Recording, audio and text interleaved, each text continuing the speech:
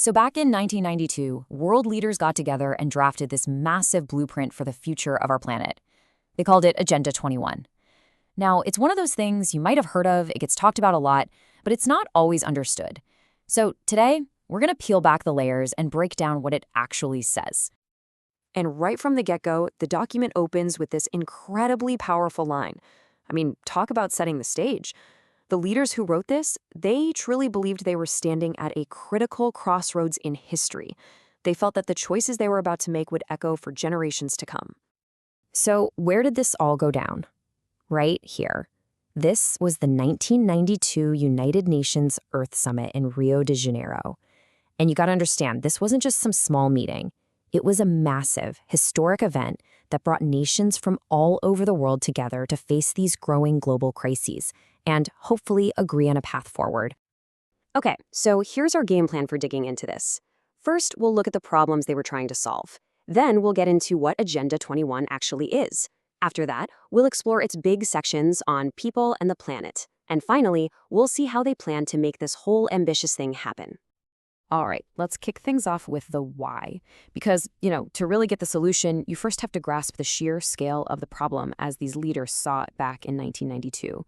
They weren't just looking at one issue. They believed the world was facing these deeply interconnected crises that threatened both people and the planet.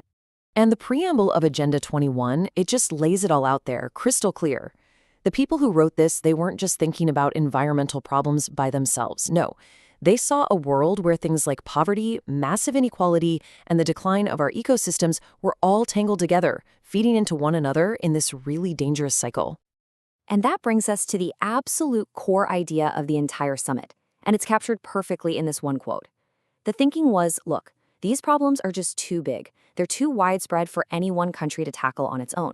The only way forward, they argued, was to do it together, through a brand new kind of global partnership. So with that massive challenge on the table, what was the proposed solution? Well, it was this very document, Agenda 21. And what is it? It's a comprehensive, non-binding action plan that was all built on the idea of getting everyone to agree. And listen, when I say comprehensive, I really mean it. Agenda 21 is this incredibly ambitious, whopping 40-chapter blueprint. It was designed to guide, everything into the 21st century. And here's a super important point. It wasn't a legally binding treaty. Think of it more as a framework, a guide for action. Now, at the very heart of this entire plan is one core concept, and it's this: sustainable development. This idea is basically the thread that ties all 40 of those chapters together.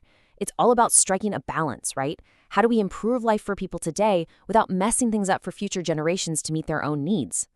So the document itself is broken down into 4 main chunks. The first part is all about the social and economic stuff. You can think of this as the people part. The second part dives deep into conservation.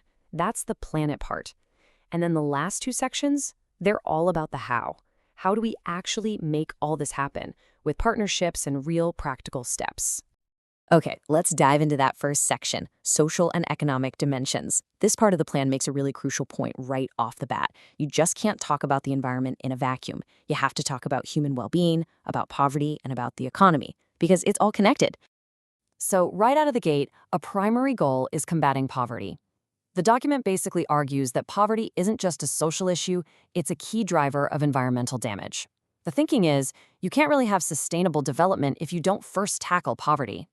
Next up, the plan takes on consumption patterns. And it doesn't mince words. It says, and I'm quoting directly here, that the major cause of the continued deterioration of the global environment is the unsustainable pattern of consumption and production, particularly in industrialized countries. Wow. I mean, for 1992, that is a very direct statement.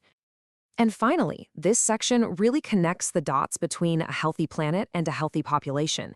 It makes it clear that things like having clean water, breathing clean air, and eating safe food, these aren't just nice-to-haves. They are the fundamental building blocks for both human health and a strong economy. All right, so after looking at the human side of things, the plan then zooms right in on the planet itself. Section 2 is this massive deep dive into the nitty-gritty of how we conserve and manage the world's natural resources. And let me tell you, the scope here is just enormous.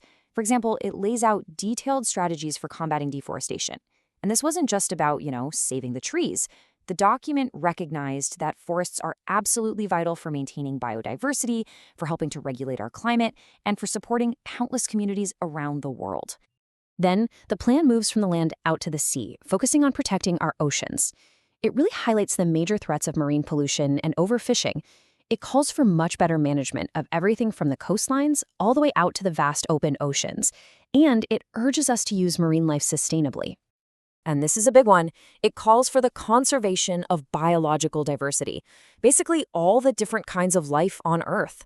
The plan recognizes the intrinsic value. That's the idea that these species and ecosystems have a right to exist just for their own sake. It argues that protecting this incredible web of life is absolutely fundamental to a healthy planet. Okay, so you might be thinking, this is a huge list of problems and goals. And you'd be right. But crucially, Agenda 21 wasn't just a wish list. Its final sections were all dedicated to one vital question. How do we actually do all this? And the answer really boiled down to two key ideas: partnership and implementation. And this slide just illustrates that partnership concept perfectly. The plan hammered home the idea that achieving these goals wasn't just a job for national governments. No way. It called for the active involvement of literally every part of society, what it called major groups. We're talking everyone from local authorities and nonprofits to business, farmers, and young people. And the how, the implementation part, was also spelled out in a ton of detail. The plan called for things like new financial resources, sharing environmentally friendly technology with developing nations, giving science a bigger role, promoting education and public awareness, and strengthening international laws to back it all up. And just to give you a sense of the scale we're talking about, check out this number. The plan actually included some rough cost estimates for its programs. Just for the part on combating poverty, it put a ballpark figure of around $30 billion a year on the table. And it's important to note, this was just an estimate, and the idea was about half of that would come from the international community. So in the end, Agenda 21 wasn't meant to be some final, rigid set of rules. It was framed as the beginning of a journey. It was really a declaration of intent, a massive commitment to finally link environmental protection and economic development together, all through this new global partnership. Now think about this. This document was written over 30 years ago. It was a global plan for the 21st century, the century we are living in right now. So that leaves us with a really critical question to think about. After all this time, what does that core idea, sustainable development, what does it actually mean to us today?